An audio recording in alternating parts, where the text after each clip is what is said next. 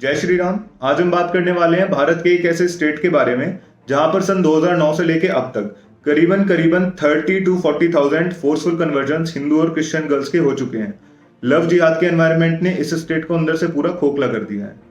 चलिए देखते हैं कि ये चीज कहां से शुरू हुई और आज के टाइम पे इस चीज का कहां पर स्टैंड है, और जो अब मूवी रिलीज हुई है द केरला स्टोरी, उसका इस चीज से क्या रिलेशन है। इसकी शुरुआत हुई थी सन 2009 में केरला से, और आज के टाइम पे हमारी कंट्री के कोने कोने में अच्छे लेवल पर फैल चुका है। हमें हर दिन नए लव जिहाद के केसेस देखने को मिलते हैं। बात करें केरला की, तो वहां पर होता क्या है, केरला के स्कूल्स और कॉलेजेस में जाने वाली जितनी भी मुस्लिम लड़कियां होती हैं वो सबसे पहले टारगेट करती हैं हिंदू और क्रिश्चियन गर्ल्स को, उनसे फ्रेंडशिप करती हैं, उनके मेंटल एनवायरनमेंट को इस तरीके से मैनिपुलेट करती हैं जिससे कि उन्हें लगे कि उनकी प्रोटेक्शन केवल और केवल इस्लाम ही कर सकता है, उनका खुद का रिलीजन इस चीज के लिए कैपेबल नहीं है। या फिर क्या होता है, ये मुस्लिम लड़कियां इंट्रोड्यूस कराती है अपनी हिंदू लड़कियों को मुस्लिम लड़कों से, और धीरे धीरे करके वो मुस्लिम लड़के इनके साथ रिलेशन में आ जाते हैं, इनके साथ नाजायज संबंध बनाते हैं, और जब बात पहुंचती है शादी पे तो उन्हें ये कह के उनसे छुटकारा पाया जाता है, या फिर उन्हें फोर्सफुली उनका कन्वर्जन ये कह के कराया जाता है कि हम तुम्हें एक्सेप्ट तभी करेंगे, तुमसे शादी तभी करेंगे जब तुम हमारे इस्लाम को एक्सेप्ट करोगी। हिंदू लड़कियां इस्लाम को एक्सेप्ट करके उनके साथ शादी कर लेती हैं, उसके बाद ये उनके साथ बच्चे पैदा करते हैं। कुछ केसेस में ये क्या करते हैं कि बिना शादी के जब बच्चा पैदा कर लेते हैं तो जबरदस्ती एक तरीके से उन्हें किसी न किसी बात पे फोर्स करके हिंदू लड़कियों को ये कहा जाता है कि हम बच्चे को तभी एक्सेप्ट करेंगे जब तुम हमारे इस्लाम को एक्सेप्ट करके हमसे शादी करोगी।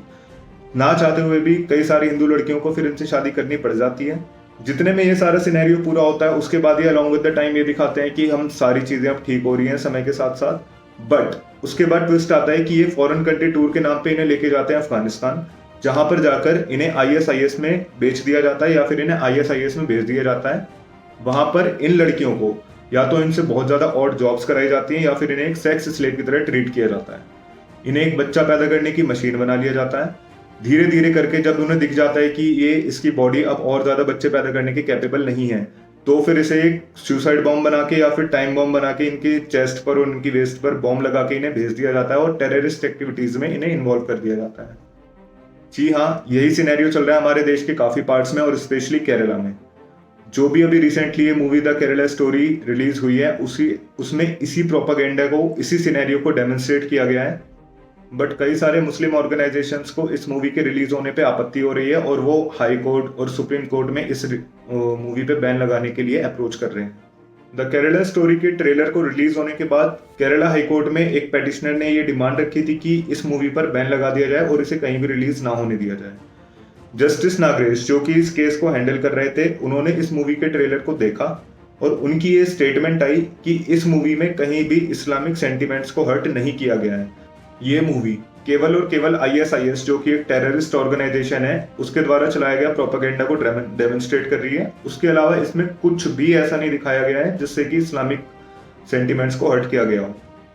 इस सब के बावजूद भी LDF और UDF जैसी कई पॉलिटिकल पार्टीज जो कि इस मूवी को बैन करने के लिए प्रोटेस्ट कर रहे हैं, सेंसर बोर्ड ने इन सब चीजों को ध्यान में रखते हुए इस मूवी में से कई सारे सीन्स को कट कर दिया है। बात करें ग्राउंड लेवल फैक्ट्स की, तो ये देखा गया है पिछले कई डिकेड्स में कि केरला में हिंदू पॉपुलेशन जो है ड्रेस्टिकली डिक्लाइन करती जा रही है, और जो मुस्लिम पॉपुलेशन है वो इंक्रीज करती जा रही है। 2010 में एक इंटरव्यू में केरला के ex chief minister VS Achuthanandan ने ये स्टेटमेंट दी थी कि रूलिंग पार्टी केरला को अगले 20 सालों में एक इस्लामिक स्टेट बनाना चाह रही है। पहले हमारे देश के लोग ये बड़े गर्व से कहते थे कि ISIS में दुनिया के मुसलमान शामिल हो रहे हैं, बट हमारे देश का कोई भी मुसलमान ISIS में शामिल नहीं होता है। बट अब हमारी कंट्री में एक ऐसा स्टेट है केरला जहाँ के मुस्लिम इस ऑर्गेनाइजेशन से लिंक्ड अप हो चुके हैं, और ये प्रोपेगेंडा केरला के हर पार्ट में और धीरे धीरे करके हमारी पूरी कंट्री को कवर करने की कोशिश करते रहते हैं। तो जो मूवी रिलीज हो रही है द केरला स्टोरी, उसमें एक बहुत ही अच्छे तरीके से इस चीज को, जो भी हिंदू और क्रिश्चियन लड़कियों के साथ आप बीती हुई है पिछले कई डिकेड्स में, इस चीज को एक बहुत ही अच्छे तरीके से डेमोन्स्ट्रेट किया गया है। और हमें ये मूवी देखने के लिए इसलिए जरूरी है ताकि हमारे आगे आने वाली जनरेशंस, अपकमिंग जितने भी ये प्रोपेगेंडा, जितने भी टेररिस्ट ऑर्गेनाइजेशंस आगे आने वाले समय में जितने भी प्रोपेगेंडा चलाएंगे, उस सब चीजों से बच सकें। बट हमारी कंट्री के लिए एक सैड फैक्ट ये आ जाता है कि जब हमारी कंट्री में हैदर और वीर ज़ारा जैसी मूवी रिलीज होती हैं तो ये सो कॉल्ड सेक्युलर्स उसे क्रिएटिव फ्रीडम के नाम पर एश्योरेंसेस देते हैं। वहीं दूसरी तरफ जब द कश्मीर फाइल्स और द केरला स्टोरी जैसी मूवी रिलीज होती हैं जिनमें हिंदुओं पर हुए अत्याचार को डेमोन्स्ट्रेट किया जाता है, तो ये सो कॉल्ड सेक्युलर्स उसको एक फेक प्रोपेगेंडा फिल्म बताकर उसके खिलाफ प्रोटेस्ट करते हैं या फिर उसके ऊपर बैन की डिमांड रखते हैं। आज भी ऐसी कई हिंदू और क्रिश्चियन लड़कियां हैं जो कि बहुत समय पहले इस प्रोपेगेंडा के अंदर फंस के अपने परिवार से बिछड़ गई थी और अफगानिस्तान में फंसी हुई हैं। आज भी उनके परिवार, उनके रिश्तेदार उनका उसी तरीके से वेट करते हैं जितना कि पहले करते थे। तो आप सभी से एक रिक्वेस्ट है कि इस मूवी को जाकर जरूर देखें। जय हिंद, जय श्री राम।